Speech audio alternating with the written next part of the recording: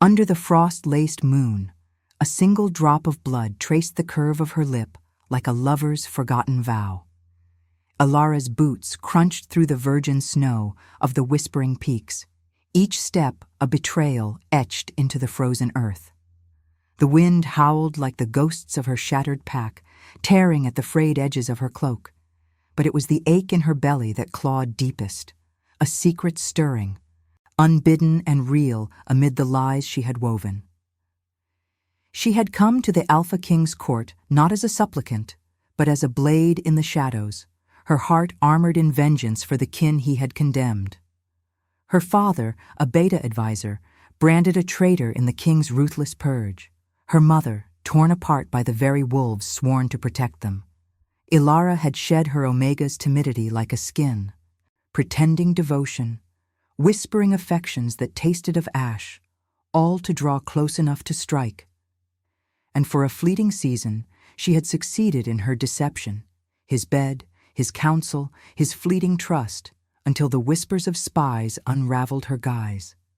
Now, banished under the cover of night, she fled the obsidian spires of the ice-hold citadel, where torchlight flickered like dying stars against the perpetual winter. The air bit sharp, carrying the metallic tang of blood from the wounds she nursed, a gash across her palm from the guard's claw, and deeper still, the invisible rift of rejection. The king, Thorn, with his storm-gray eyes and the weight of a crown forged in endless wars, had not slain her outright. No, his mercy was crueler. An exile to the wilds, where Omegas like her were left to the mercy of blizzards and beasts. "You played the part well," he had growled in the throne room, his voice a rumble of thunder over the assembled pack. "But lies sour the blood. Go, and let the mountains claim what the court cannot." His gaze had lingered, not with hatred, but a shadowed regret that twisted her triumph into something hollow.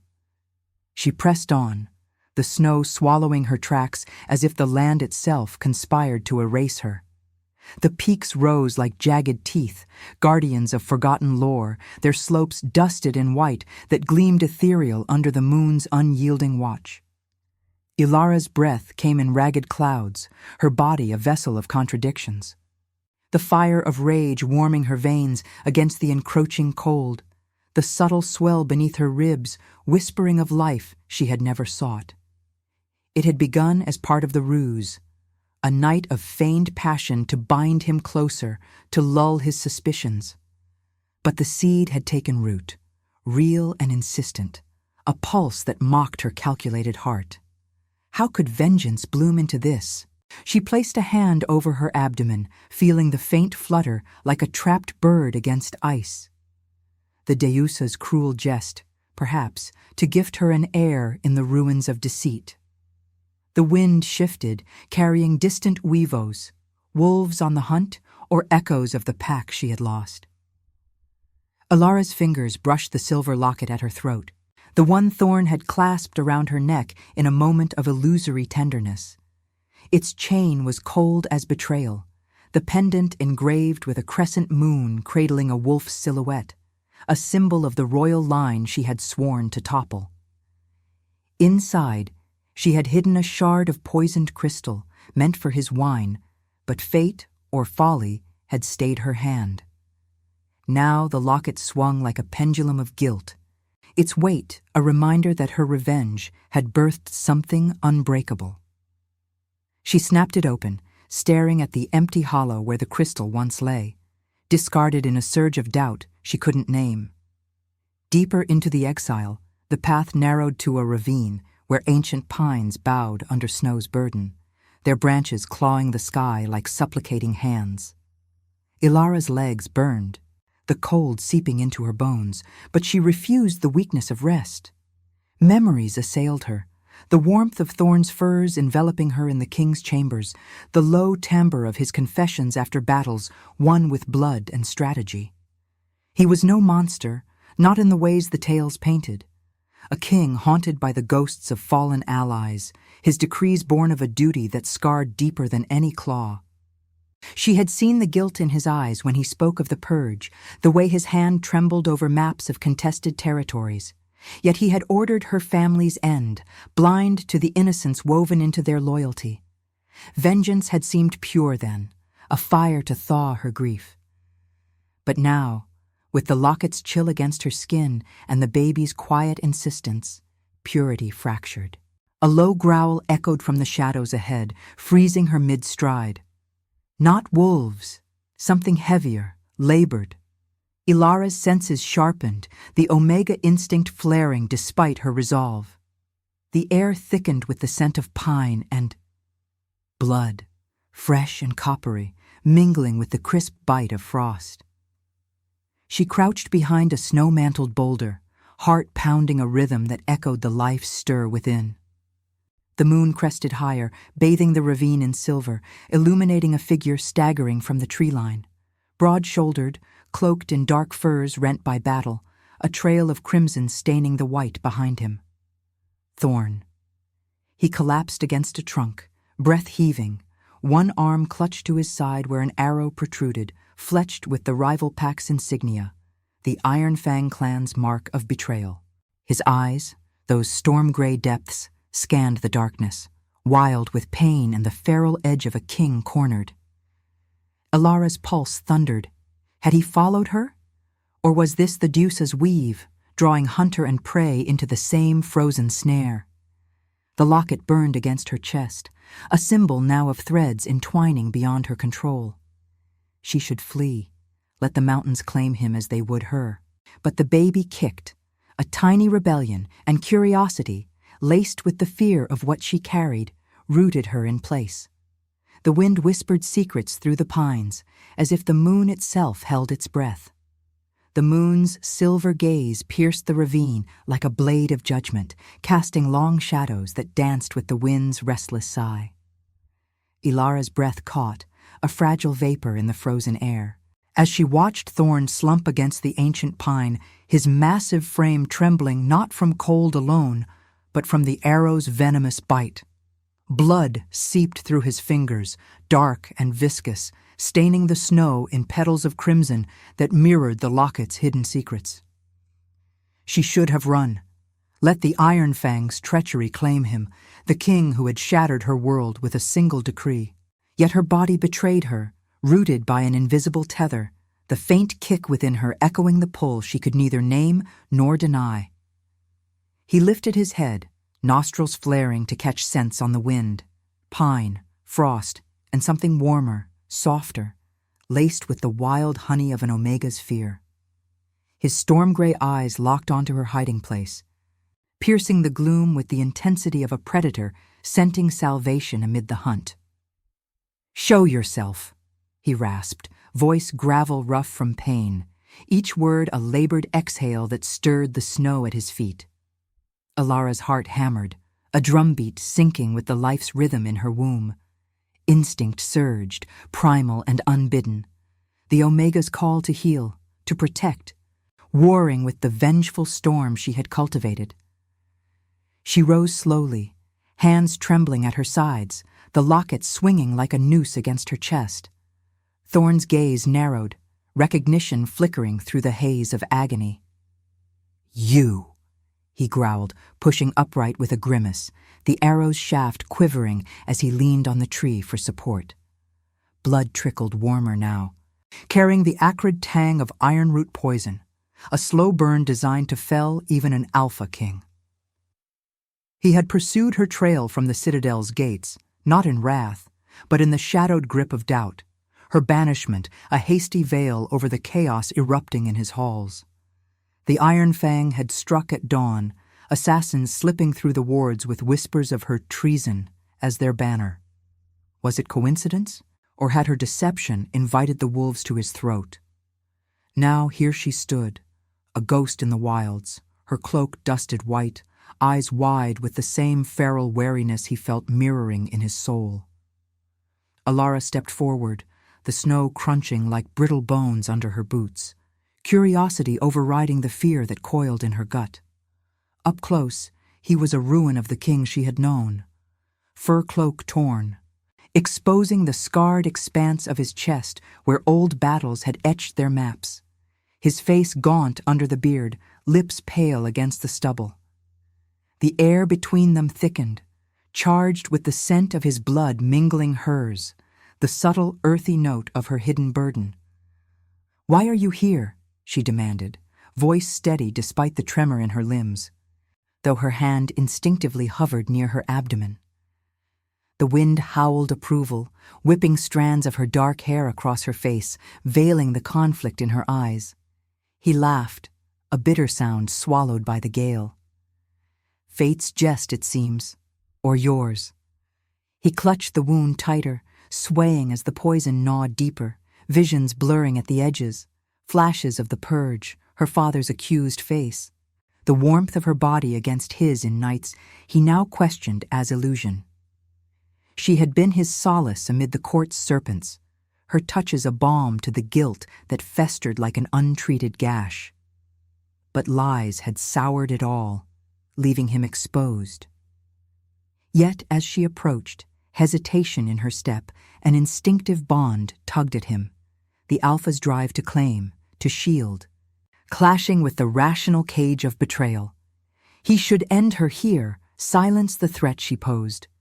But the moon's light caught the locket at her throat, glinting like a shared scar, and doubt rooted him. Alara halted an arm's length away, the cold bridging the space like an unspoken chasm. Fear bloomed in her chest, sharp as the wind's bite. For in his eyes she saw not the tyrant who had condemned her kin, but a man unraveling, his strength fraying under duty's weight. Curiosity burned hotter. Why track her into exile? To finish what the guards had started, or because the Dusa wove threads even vengeance couldn't sever? She reached out, fingers brushing his arm before she could stop herself, feeling the feverish heat of his skin through the rent fabric. The contact sparked something visceral, a rush of empathy, unwanted and raw, as if the baby within sensed its father's peril and demanded she act. "The arrow," she murmured, voice laced with denial. "It's poisoned. You'll die if you don't." "Don't," he snarled, jerking back, though pain twisted the command into a plea. His eyes roamed her form, lingering on the subtle curve she tried to hide beneath the cloak, a realization dawning like moonlight on fresh snow. The scent, faint but unmistakable, hit him then, stirring a protectiveness that warred with his rage. "What have you done?" The words hung heavy, accusation laced with a grief he couldn't mask. Alara recoiled, hand flying to the locket as if it could shield her from the truth spilling into the open. The connection hummed between them, instinctive and electric, born of shared blood and shadowed fates, yet she denied it fiercely, rationalizing it as survival's trick. He was the enemy, the architect of her pain. This pull was merely the wild's deception, the moon's cruel poetry. The distant Weavos swelled, Iron Fang's scouts closing in, their howls a chorus of impending doom. Thorn's breath ragged, he met her gaze, the storm in his eyes softening to something perilously close to need. "Help me, Alara, or end it now." The choice loomed, a moral precipice. Flee into the night, vengeance intact but hollow, or bind herself to the man who had broken her. Curiosity and fear forging the first reluctant link. The snow swirled around them, burying the blood trails, as if the mountains conspired to force their paths into convergence. The locket warmed against her skin, a symbol pulsing with unspoken promises, and in that moment, under the moon's watchful eye, she felt the weight of what might yet be born from deception's ashes. And now, I invite you to leave a trace of your presence in the comments. Tell us where in the world you're watching from, and the exact hour you hear this story. We wish to know how far these northern confessions travel, and at what moments of the night they find you. Alara's fingers hovered in the frigid air, the weight of Thorn's plea pressing against her like the snow's unyielding drift. The Weavos grew nearer, a savage symphony slicing through the pines, the Iron Fang scouts baying for the king's blood, and perhaps hers, if they scented the treason tangled in her veins. She could end it now, let the poison and the pack devour him, her revenge a silent feast under the moon's indifferent gaze. But the locket pulsed warmer against her skin, its crescent engraving a mocking echo of the life stirring within, binding her to this moment like chains forged in starlight. With a curse swallowed by the wind, she closed the distance, her hand clamping over his on the arrow's shaft. "Not here!" she hissed, voice threaded with the raw edge of fear and resolve. "Move, or we're both carrion." Thorn's eyes, storm-gray and fractured by pain, searched hers for the lie she had worn like a second skin. He nodded once, a grunt escaping as she gripped his arm, hauling him toward the ravine's shadowed lip where a narrow crevice yawned like the Deuce's hidden maw. The snow clung to their boots in treacherous clumps, each step a labored symphony of crunches and gasps, his blood leaving a scarlet ribbon that the wind tried vainly to bury. Ilara's body ached with the effort. The subtle swell of her belly, a secret anchor pulling her forward, urging survival not just for vengeance, but for the fragile pulse she could no longer deny. The air thickened with the metallic bite of his wound, mingling with the earthy tang of her own exertion, a scent that stirred something primal in him, a flicker of recognition, buried under layers of betrayal. They stumbled into the crevice, a fissure in the mountain's icy flank that widened into a shallow cave, its walls glistening with frost like veins of frozen moonlight. Ilara shoved him against the rough stone, her hands trembling as she tore a strip from her cloak to staunch the flow. The cave offered scant refuge, a low ceiling dripping with meltwater, the floor a bed of compacted snow scattered with pine needles, and a draft that whispered threats from the outside world.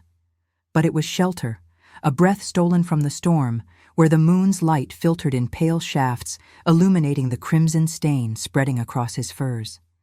She knelt before him, the cold seeping through her knees, and examined the arrow with clinical detachment born of desperation.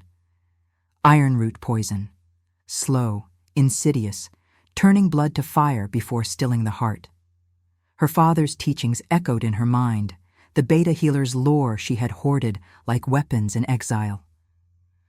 "Hold still," she murmured, more to herself than him, as she snapped the shaft with a crack that echoed like breaking bone. Thorn's breath hitched, his free hand clenching into a fist against the stone, knuckles whitening like fresh snow. Pain etched deeper lines into his face, but he watched her, unblinking, the alpha's instinct warring with the vulnerability she forced upon him. Ilara's fingers probed the wound, drawing a hiss from his lips, the heat of his flesh searing her chilled skin. Empathy crept unbidden, a warmth uncoiling in her chest despite the chill. Memories of his gentle touch in stolen nights, the way he had traced her scars with reverence, unaware they were badges of the grief he had wrought. She rationalized it away. This was necessity, not mercy. Survival's cold bargain, not the bond her Omega blood whispered of. Outside, the Uivos crested into frenzy, shadows flickering at the crevice's mouth as the Iron Fang scouts closed in. 3 of them, hulking forms cloaked in iron-gray pelts, their eyes gleaming yellow in the moonlight, sniffing the air like hounds on a fresh trail. One snarled a command, low and guttural, the scent of blood drawing them inexorably closer. Thorn tensed, a growl rumbling from his throat, but Ilara pressed him back, her voice a fierce whisper. "They're yours to fight when you're not bleeding out. Let me finish." She packed the wound with snow to numb the burn, then rummaged in her satchel for the dried herbs her mother had taught her to carry. Willow bark and silver leaf, a poultice against the poison's tide. As she worked, grinding the leaves between numb fingers, the cave filled with the sharp, medicinal scent, cutting through the coppery haze. The first scout lunged into the crevice, claws scraping stone, a snarl twisting his muzzle. Ilara whirled, instinct flaring as she snatched a jagged rock from the floor, hurling it with the precision of one who had learned to fight shadows. It struck true, cracking against the wolf's brow, sending him staggering back into the night with a yelp. Thorn surged forward despite the agony, his uninjured arm lashing out to seize the intruder's ankle, yanking him into the cave's dim maw. The scout thrashed, fangs bared, but Thorn's grip was iron, honed by years of throne room betrayals. With a roar that shook the frost from the walls, he slammed the enemy against the stone, the crack of bone mingling with the distant thunder of the storm. Blood sprayed, warm and fleeting, spattering Alara's cheek like accusatory tears.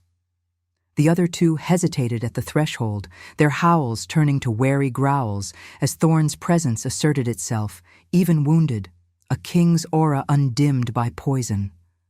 Alara's heart pounded, the adrenaline sharpening her senses, the metallic drip of blood, the ragged sink of their breaths, the locket's chain swaying with her movements like a heartbeat. She finished binding the wound, tying it tight with strips of her cloak, her hands brushing his chest where old scars told tales of battles she had once feigned admiration for. In that touch, something shifted, empathy blooming amid the violence, a reluctant thread weaving through the fear. He had protected her pack's remnants in purges past, she knew now from stolen council whispers. His decree against her father, a web of misinformation spun by rivals like the Iron Fang. Guilt flickered in her, warring with the rage that had sustained her, the baby's flutter a quiet mediator, urging truce. Thorn dispatched the second scout with a brutal efficiency, his claws rending fur and flesh, the body crumpling into the snow outside. The third fled into the gale, tail low, leaving the air heavy with the echo of defeat. He slumped back, breath heaving, eyes meeting Alara's in the silvered gloom. "You fought with me," he said, voice rough but laced with wonder, the pain in his side a dull roar now subdued by her herbs. She wiped the blood from her face, the warmth stark against the cave's chill, and looked away, rationalizing the bond as mere alliance against the night. Yet as she settled beside him, sharing the cave's meager warmth, the locket rested between them like a bridge or a noose, its moon symbol catching the light, symbolizing the destinies entwining despite her will. The wind howled its lullaby, the moon watching as empathy deepened into something perilously close to trust, a fragile fire kindled in deception's frost. What is strength, she wondered in the silence, if not choosing to heal the hand that scarred you?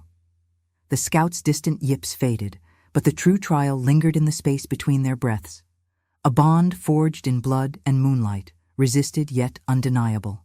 The cave's frost-veined walls seemed to pulse with the moon's borrowed light, casting ethereal patterns that danced across Thorn's bloodied form like whispers from the Deusa herself. Alara sat huddled against the stone, the shared warmth of their bodies a fragile ward against the encroaching chill, her cloak now ragged from binding his wounds. The air hung heavy with the mingled scents of ironroot's bitter residue, crushed silverleaf, and the deeper primal musk of survival. His alpha essence entwining with her omega's subtle bloom, the baby's hidden rhythm, a secret underscore to the silence. She traced the locket's chain absent-mindedly, its silver cool yet alive against her skin, the crescent moon engraving seeming to glow faintly, as if feeding on the night's silvered gaze. Empathy had rooted her here, transforming fear into this reluctant vigil, but doubt gnawed at the edges. Was this bond real, or merely the wild's illusion, a momentary truce before vengeance reclaimed its due? Thorn shifted, his breath steadying as the poultice worked its slow magic, drawing the poison's fire into a manageable ember. His storm-gray eyes, cleared of the haze, fixed on her with an intensity that stripped away the cave's shadows. "You could have left me to the scouts," he murmured, voice a low rumble that vibrated through the stone between them. "Why didn't you?" The question lingered like smoke from a dying fire, probing the chasm of her deceptions. Alara met his gaze, her heart a storm of contradictions, the rage for her family's purge clashing with the unwelcome truth blooming in her veins. She had seen the ledgers in his chambers, the forged missives that damned her father. Iron Fang's spies had planted the seeds of treason, and Thorn, burdened by endless border wars, had acted on shadows. Guilt twisted in her now, sharp as the wind outside. But she rationalized it. Mercy was strategy, not absolution. "Because the child needs a father," she whispered finally, the admission escaping like a breath stolen by the gale. Her hand pressed to her abdomen, the flutter there insistent, real, a life forged in lies but pulsing with undeniable truth. His eyes widened, the realization crashing over him like an avalanche, scenting the confirmation in the air's subtle shift. The baby, his heir, conceived in nights he had mistaken for genuine surrender. A growl built in his chest, not of anger, but of profound, shattering awe, the Alpha's protective fire igniting despite the betrayal's sting.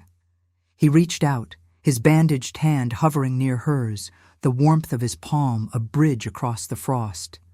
Alara. The name was a prayer, laced with the weight of a crown he had never wanted, forged in the blood of choices that haunted his dreams. But as his fingers brushed hers, something stirred deeper, a vision flickering at the edge of his awareness, born of the moon's pull and the locket's silent vigil. He had always dismissed the old lore. Alphas marked by guilt, seeking redemption through an Omega's hidden light. Yet now, in this frozen sanctum, the Deuce's weave unraveled before him. Alara gasped as a shiver raced through her, not from cold, but from an inner tide rising unbidden. The locket warmed abruptly, its chain heating like embers under her touch, the crescent moon symbol flaring with an inner luminescence that bathed the cave in soft, ethereal silver. Her vision blurred, the world tilting as fragments of truth cascaded through her mind, visions sharp as claws, revealing paths unseen. She saw Thorn's past, the purge not malice, but a desperate cull of spies woven into his counsel, her father's innocence, a pawn in Iron Fang's grand betrayal, and forward, a prophecy unfolding, the child as harbinger, binding packs in unity against a greater shadow encroaching from the southern wastes. Her gift, the Pathfinder's sight, dormant since childhood, awakened now under the moon's gaze and the blood tie that linked them. It was no mere healer's lore from her father. This was the Deuce's mark, an Omega's occult vision to guide the lost, manifesting in moments of crossroads, when fate demanded revelation. Tears stung her eyes, hot against the cave's chill, as the visions coalesced. Thorn crowned not in iron, but in mercy's light, her hand in his, the baby a symbol of renascent peace. But threaded through it all was choice, her choice, to embrace this destiny or shatter it with the vengeance still smoldering in her heart. "I see it," she breathed, voice trembling with the weight of unveiling. "The paths, your guilt, my pain, they converge. The child isn't just life, it's the key. The Deuce chose me to show you the way, to heal the wounds we've both carried." The locket's glow pulsed in rhythm with her words, casting reflections on the blood-streaked snow at their feet, the crimson fading to rose under the silver light, a symbol of wounds transmuting. Thorn's breath caught, the king's stoic mask cracking as understanding dawned. He had sought her in exile not from wrath, but from a subconscious pull, the Deuce's whisper through his dreams, visions of a shadowed figure with moon-kissed eyes guiding him from the abyss. She was the key, the Omega born to pierce his isolation, her pretended love cracking open to reveal this profound truth. Yet doubt lingered in his gaze, the ethical king weighing the cost. To claim her now meant binding her to his fractured throne, demanding forgiveness for sins he could not undo. "Is it real?" he asked, voice raw, his hand closing over hers on the locket, the contact sending sparks of shared vision through them both. Flashes of united packs under a blood moon. Wars ended not in slaughter, but in pacts sealed by compassion. The wind outside howled in response, as if the mountains themselves bore witness. Weavos distant now, retreating from the cave's sanctified air. Alara pulled back slightly, the revelation's fire warring with her resisted heart. The gift terrified her. Pathfinder Omegas were legends, often burned as seers by fearful alphas, their visions a double-edged blade that demanded personal sacrifice. She had rationalized her deception as armor, but this stripped it bare, forcing her to confront the love that had seeped through the cracks, real and redemptive. The baby's kick urged her onward, a tiny affirmation amid the philosophical storm. What was destiny, if not the freedom to choose redemption over ruin? Thorn watched her, melancholico and marked, the guilt in his eyes softening to hope's fragile dawn. The locket cooled between them, its glow fading, leaving only the moon's steady light and the ethical precipice ahead. A confrontation with the past looming, where forgiveness might crown them both, or shatter the fragile bond anew. The cave fell silent, save for the drip of meltwater and their synced breaths, the revelation hanging like a veil torn by lunar winds, inviting the judgment that would test their souls. Comment Luna if you'd walk through the storm for someone who saw your worth. The moon hung low over the whispering peaks, a swollen orb bleeding silver into the night, as if the Dusa herself wept for the fractures yet to mend. Alara's visions lingered like frost on her skin, the locket's warmth a fading echo against her chest. But the cave's sanctuary shattered with the first light of false dawn. Thorn stirred beside her, his bandaged form rigid with the return of strength and the inexorable pull of duty. The Iron Fang's retreat had been temporary. Scouts would summon their alpha, Ragnar, the rival whose iron claws had long coveted the Icehold throne. Whispers from her gift had shown it. Ragnar, the true architect of her family's fall, planting seeds of treason to ignite the purge that claimed her kin. Now the confrontation loomed, a moral tempest drawing them from hiding into the storm's heart. They emerged into the ravine as the wind lashed anew, carrying the distant thunder of paws on snow. The Iron Fang pack converging, their howls a dirge of war and retribution. Alara's hand instinctively cradled her abdomen, the baby's flutter a quiet anchor amid the chaos, while Thorn's gaze hardened, the king's melancholic shadow yielding to the warrior's resolve. "We face them together," he said, voice a gravel vow, his fingers brushing the locket at her throat in a gesture both protective and possessive. She nodded, the touch igniting a spark of resisted warmth. Love's insidious bloom, rationalized as alliance, yet coiling deeper with each shared breath. The snow crunched underfoot as they climbed the ravine's lip, the peaks rising like silent judges, their icy flanks scarred by ancient avalanches, mirroring the wounds they bore. The Iron Fang arrived at the frozen crossroads below, a phalanx of gray-furred shadows spilling from the tree line, eyes gleaming like embers in the gloom. Ragnar led them, a hulking brute with fur streaked in battle's silver, his muzzle twisted in a snarl that bared fangs yellowed by conquest. He had been the shadow in her visions, the beta who whispered lies to Thorn's ear, framing her father as the traitor to mask his own border raids, dooming innocence to the purge's blade. Now he scented victory in the king's exile, his pack encircling the rise with predatory grace, the air thick with their musky aggression and the metallic promise of blood. Thorn stepped forward, his stance unyielding despite the lingering ache in his side, the poultice's herbs a faint herbal ghost on the wind. "Ragnar!" he called, voice booming like thunder over the peaks, echoing off the stones. "Your arrows strike from shadows, but the moon sees all. The purge was your forgery. Ilara's kin, my own doubts. Stand down, or face the Dusa's judgment." The words hung heavy, laced with the ethical king's guilt, a confession born of her revelation. Ragnar laughed, a guttural bark that stirred the snow into eddies, his eyes flicking to Ilara with predatory gleam. "The Omega Witch? She bedded you for revenge, king, and now carries your whelp as a chain. Join us, or die with your illusions." Alara's blood surged, hot against the cold. Her Pathfinder gift flaring unbidden, a cascade of futures splintering before her. Ragnar's victory plunging the packs into endless war, her child raised in chains, or Thorn's stand, mercy offered even to the betrayer, forging peace from the ashes. The locket burned at her throat, its crescent moon a beacon pulsing with the vision's light, illuminating the moral precipice.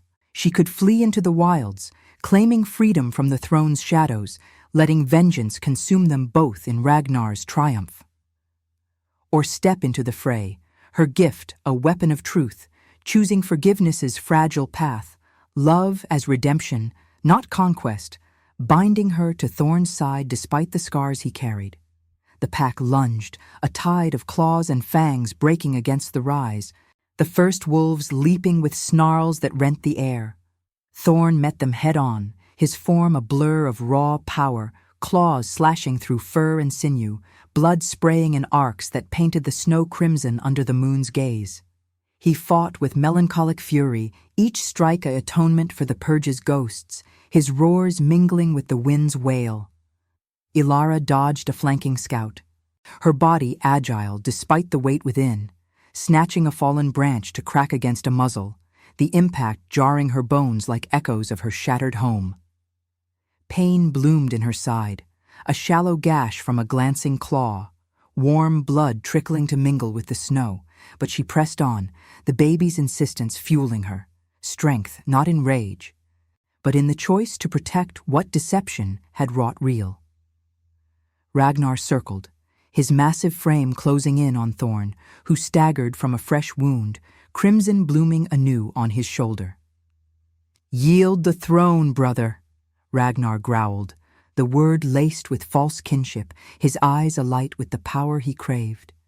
"Your mercy weakens us all." Thorn parried a swipe, breath heaving, but faltered as poison's echo weakened him. Alara's vision sharpened then, the gift demanding her voice. She saw the path of war, rivers of blood freezing the peaks eternal, the path of compassion, Ragnar's surrender under truth's weight, packs united against the southern shadows her sight had glimpsed, wraiths rising from the wastes, a greater foe than any rival. With a cry that tore from her depths, Alara surged between them, the locket flaring bright as she clutched it, channeling the revelation. "Stop!" Her voice rang out, amplified by the Deuce's weave, visions spilling from her lips like lunar prophecy. "Ragnar, you forged the missives. Her father died for your raids, not treason. Thorn, offer the claw of peace, or doom us all to the abyss I see coming." The words struck like arrows, Ragnar freezing mid-lunge, his pack halting in confused snarls, the air electric with the gift's power. Thorn's eyes met hers, storm-gray depths filled with awe and torment, the ethical king torn between war's justice and mercy's gamble. Ragnar recoiled, doubt cracking his facade, but rage twisted it to fury. "Lies from a pretender's whelp!" He lunged again, claws aimed at her throat, but Thorn intercepted, taking the blow to his chest, blood welling dark and deep. Alara screamed, dropping to his side, hands pressing the wound as crimson soaked her fingers, the locket dipping into the warmth like a seal on fate. The pack wavered, Ragnar's command fracturing under the truth's echo, some shifting uneasily, sense of confusion rippling through the fray. She looked up at the betrayer, tears freezing on her lashes, the moral choice crystallizing. Forgive and unite, granting freedom to build anew, or unleash war's tide, claiming vengeance at the cost of all. Thorn gasped, his hand covering hers in the blood, a weak growl forming words. "Choose, Alara. For us." The wind howled its query, the moon bearing witness, as the precipice yawned. Love or liberty, pardon or perdition, her heart a battlefield where redemption's fire warred with the shadows of old wounds. The locket pulsed, a symbol of paths converging, demanding she decide if strength lay in healing the betrayer or letting the storm consume him whole. In that suspended breath, the peaks held silent, the blood's warmth fading against the snow's eternal cold. A spiritual crossroads where one choice could crown them in light or bury them in frost.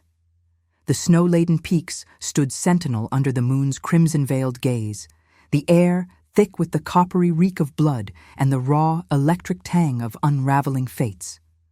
Elara knelt in the crimson slush, her hands slick with Thorn's lifeblood, pressing desperately against the gash Ragnar's claws had carved across his chest. The locket dangled from her neck, its chain slick and warm, the crescent moon symbol pulsing like a second heart, as if the Deusa herself breathed through its silver veins. Thorn's storm-gray eyes flickered, dimming with the ebb of strength, yet they held hers with a quiet ferocity, a king's unspoken plea, not for survival, but for the redemption only she could forge. The Iron Fang pack encircled them, their growls a low thunder, Ragnar looming at the fore, his massive form heaving with triumph's savage breath, yellow eyes alight with the thrill of conquest. Elara's world narrowed to the heat seeping between her fingers, the faint flutter in her womb a counterpoint to the chaos, a life insistent, real, demanding she choose beyond the vengeance that had armored her soul. The Pathfinder's gift surged once more, unbidden and merciless, visions fracturing the night.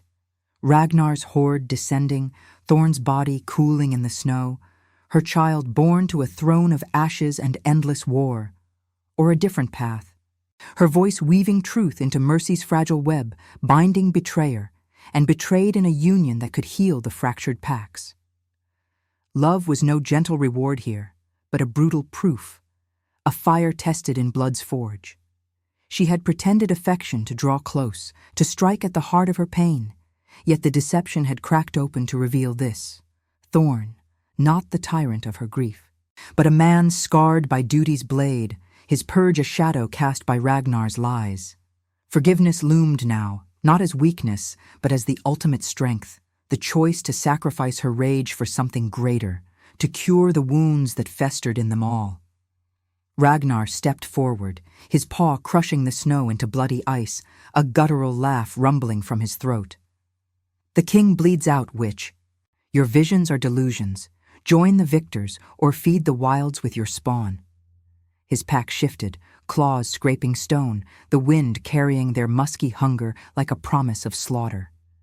Ilara's body trembled, the cold biting deep into her bones, but the locket's warmth anchored her, its glow intensifying as if drawing power from the moon's descent. She rose slowly, one hand still on Thorn's chest, feeling the ragged rise and fall of his breath, the other clutching the pendant like a talisman. The baby's kick was a spark, igniting the core of her resolve, not for the man who had banished her, but for the destiny the Deusa had etched in blood and moonlight. What was freedom, if not the liberty to choose compassion over the chains of old scars? What was love, if not the renunciation of revenge's hollow crown? No more shadows, she declared, her voice cutting through the gale like a blade of silver light, amplified by the gift's ethereal fire. The locket flared brilliant, casting beams that pierced the gloom, illuminating Ragnar's face in stark relief, his eyes widening as the visions spilled from her, not as words, but as shared phantoms invading the pack's minds. They saw it all, the forged missives in Ragnar's den, her father's innocent pleas twisted into treason, the southern wraiths rising, spectral hordes that would devour divided packs in a war of eternal frost. And the convergence, a child born under the blood moon, uniting Icehold and Iron Fang under a banner of mercy. Thorn's guilt transmuted into wisdom, her pain into guiding light. The wolves faltered, snarls turning to uneasy whines, the air humming with the weight of revelation. Ragnar staggered, his bravado crumbling, the truth's claw raking deeper than any battle wound. Thorn stirred beneath her touch, his hand finding hers in the blood, squeezing with fading strength. Ilara.